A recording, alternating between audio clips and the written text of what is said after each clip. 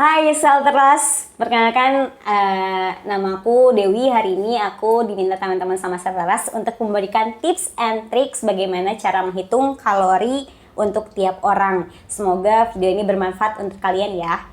Nah, sebelumnya aku mau jelasin ke kalian tentang gizi dan makanan, karena ini erat kaitannya dengan gizi dan makanan.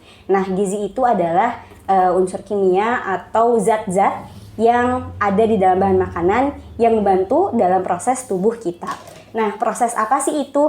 Nah, di sini ada 3 headline yang aku kasih tahu ke kalian bahwa zat gizi ini berpengaruh dalam proses tubuh manusia. 3 proses dalam tubuh yang memerlukan zat gizi, yaitu diantaranya untuk menghasilkan energi.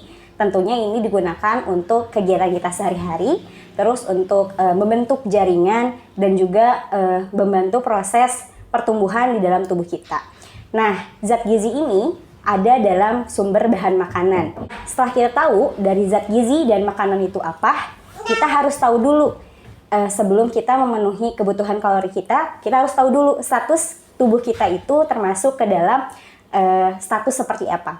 Nah, untuk status gizi ini, kalau saya pribadi, saya menggunakan indeks massa tubuh. Nah, indeks massa tubuh ini kalian bisa cari nanti di sana ada keterangannya dengan rumus. Nanti kita bisa lihat rumusnya seperti ini. Ini adalah untuk menghitung indeks massa tubuh kita. Nah, indeks massa tubuh ini digunakan untuk mengetahui status gizi kita. Apakah status gizi kita itu gizi baik, gizi buruk, atau kurang gizi? Kita bisa lihat di sana seperti apa. Nah, kalau misalkan sudah ketahuan, misalkan status gizi kita ini normal gitu ya, baik-baik saja. Untuk mengetahui memenuhi kebutuhan kalori kita dalam setiap hari, kita boleh menggunakan AKG.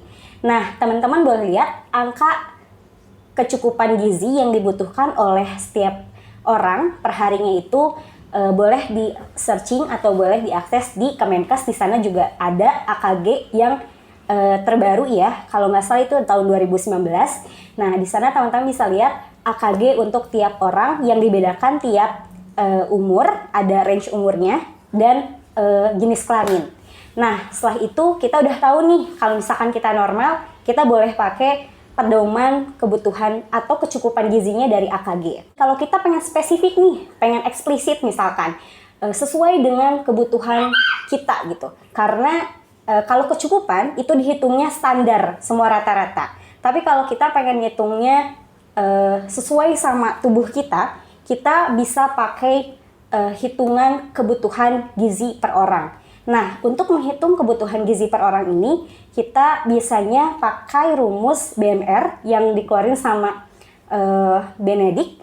Nah, ini rumusnya, teman-teman boleh lihat, ini cara menghitungnya seperti ini. Nah, ini untuk menghitung kebutuhan sehari-hari aja. Bagaimana cara menghitung kebutuhan yang disesuaikan dengan aktivitas kita, itu ada rumusnya juga. Jadi setelah ketahuan kebutuhan kalori kita per harinya berapa, nanti dikalikan dengan intensitas pekerjaan kita. Apakah ringan, berat, atau sedang. Nah, setelah keluar, itu adalah kebutuhan kalori kita per hari. Nah, keluarlah berapa kilokalori misalkan untuk kalian yang mungkin berkegiatannya mendaki gunung, itu termasuk ke dalam intensitas pekerjaan yang berat. Jadi kalian harus menambahkan intensitasnya, mengalihkan intensitas pekerjaannya adalah pekerjaan berat. Nah, untuk tips sekali lagi untuk yang mendaki gunung, utamakan kalian harus membawa makanan yang cukup, karena ya itu tadi, pekerjaan mendaki gunung adalah pekerjaan yang berat. Bagaimana cara menentukan menu makan yang tepat sesuai kebutuhan kalori? Kita bertemu minggu depan. Bye Satrelas.